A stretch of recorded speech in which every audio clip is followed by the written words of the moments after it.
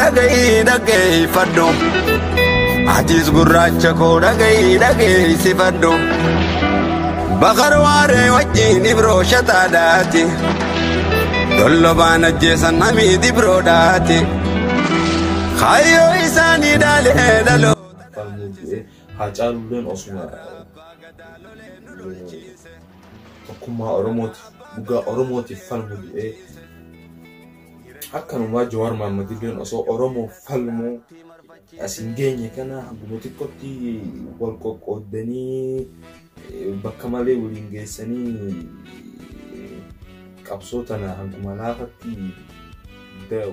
Egaa jirtu kabajamtoota fi hordoftoota keenya kan isin daawwachaa jirtan chaanaalii Dursaa Walootii yookaan immoo Dursaa Amiinii baga nagaan dhuftanii isiniin jecha. Egaa irraan sana viidiyoo haarawaa fi haasawa haarawaa qabannee isinii dhiyaannee irraa viidiyoo nuti qabannee isinii dhufne kun maal jechuun keessan hin oolamu. Egaa haasawa nuti irraa haasa'uu deemnu Kadir Martuuti. Kadir Martuu dhiiroo dursaan Oromoo maal irraa haasa'uu deemaa yoo jettan video kana hanga xumuraatti nu faana turaan isin jaa. Namni channel kee afaaraa subscribe godhaa. Namni immoo subscribe gootanii hordoftoota kiyya taatan like godhaa, commentii nu barreessaa, share bakka adda addaatiin gahaadhaa. Hanga xumura qophii keenyatti nu faana turaan affeerraati. Egaa daawwattoota keenya wanni raasoo dhufe Kadir Martuuti. Kadir Martuu kun akkuma beekamu nama qabsoo Oromoo keessatti dararamee miidhamee hanga doorsisaatti gahee bakkaatti walii galatti namni Kadir Martuu ji'uun egaa Kadir Martuu nama qabsoo Oromoo keessatti illee gahee guddaa qabu. Egaa qabsoo Oromoo tanallee keessa beekeetii miti kaniin haasawaa jiru. Bas wooma nadhageeffameen haasawaa jira.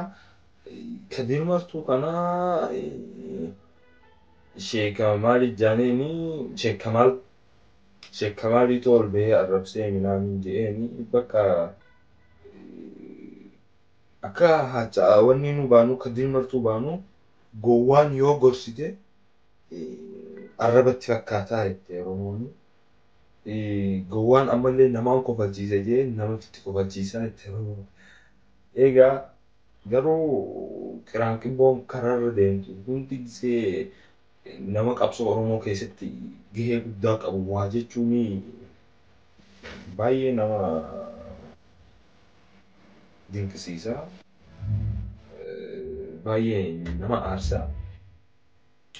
Anarraallee borullee wanni isinii dhaamu Oromootiyya.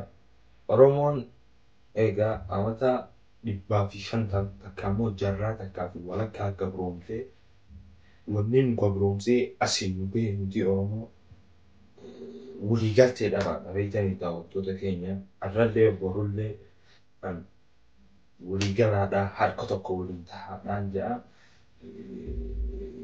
Ammallee qabsaa'onni Oromoodhaa irra guddisee wanni irra du'e tokkummaa Oromoo kana loo goobanaa osoo tokkummaa jiru du'e.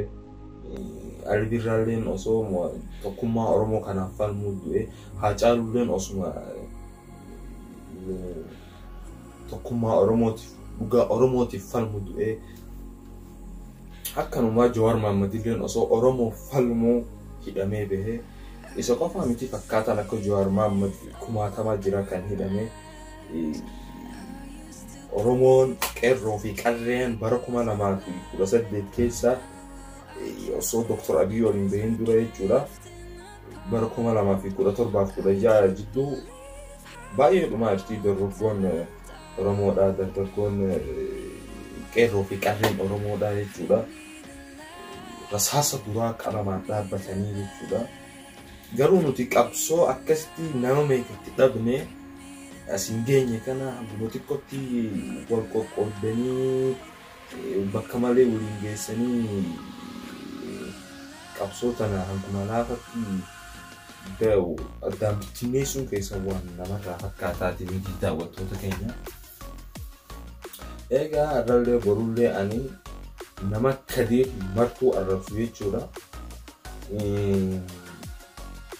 Wajji hin dhaabbatu.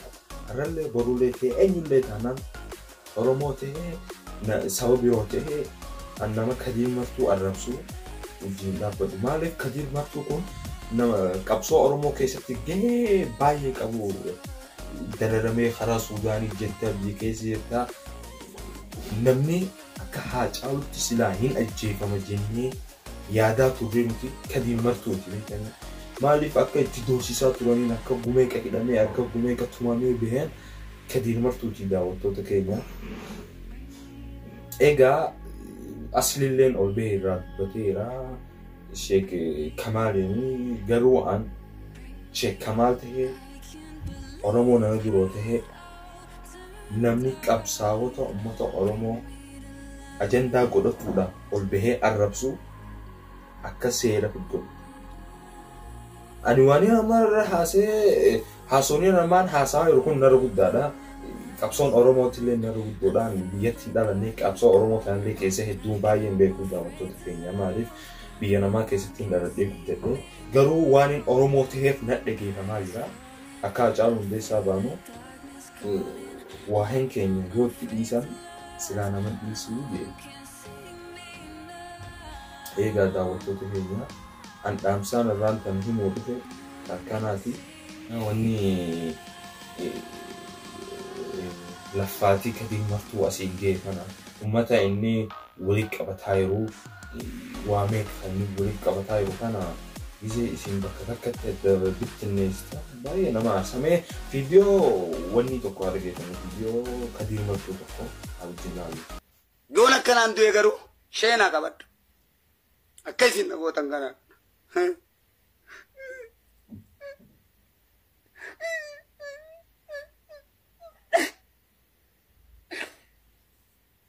Difama.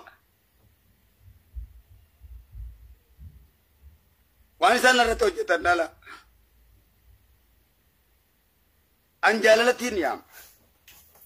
Ummata faca'ee na wajjoolitti jaaraa jeetii yaama. Akkuma isin beektan kana ummata argee kana bifa hedduun itti duuluudhaan lafa isaan irraa ummata qabaataa hiyyoomsuudhaan qabsoo ummata Oromoo irratti biyyayyuu faffacaasan. Kanaaf ummanni Oromoo hundi garaan isaa mataadha. Ummata nan bakka jirraa walitti qabachuu jiru. Ummata direerra narraa faffacee shamarran irraa barachuu dadhabanii direerra faffacaan kana lammateen harkaa facaasoo maal jechuudha? Mee saba Oromoo naa laalame? Mee dubbii xiyyeeffannaa naa laalame? Arra shamarran Finfinnee keessatti diree hundarratti narraa dhangalaanii dargaggoon beenziila dhugdi. Hawwan akkasii ummata qabaataa akkas godhan jechuudha. Osoo ummata kana obsee jiru kulaa sharrii natti banuun maayesho. Isin waan feetan goota rabbiin kiyya isin wajjin jiru. Naa wajji jira. Tumsa caalee Allahuudhaan qabaan ummata kana irratti. Saba Oromoo hundaaf. Egaa daawwattoota keenya kunuunsi viidiyoon karaa fakkaataa. Garuu wanni na ajaa'ibsiisaa jiru daawwattoota keenya qabsaa'aan Oromoon tokko qeerroo fi qarree ta'ee namni Oromoo falmatu tokko hanga yoomii tajjeefamee hanga yoomii boo'ee hanga yoomii anaannatee bakka fedhii inni onnee keessaa qabu baasuun maa akkatti nama dhibdi. Oromoon hanga yoomii wal duuba dhaabbatti hanga yoomii addaan nama fidatti hanga yoomiitti bakkittoon taane wal geessite Oromoon daawwattoota keenya. Amma uummanni nu dura dhalate kun jechuu qabsaa'onni Oromoo osoo qabsoon Oromoo asiin geessee namni tokko addaan bittinneessona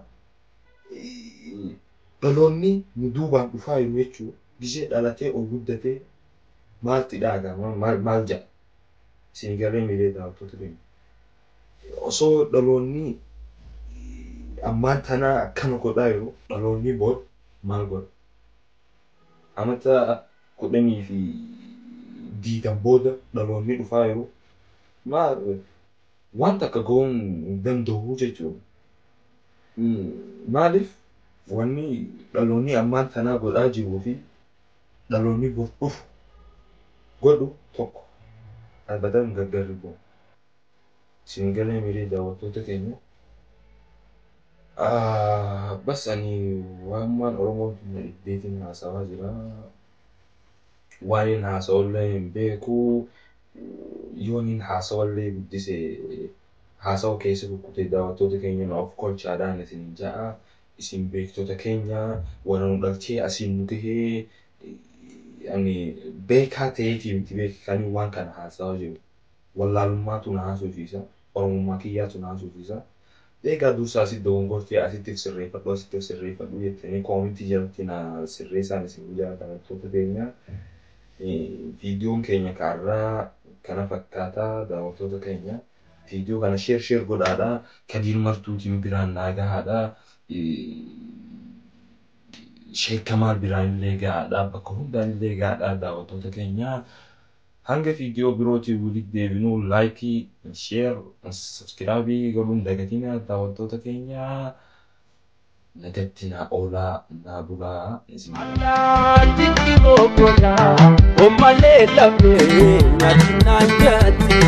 Allah timbali sada, omale la fe, nyati nanjati.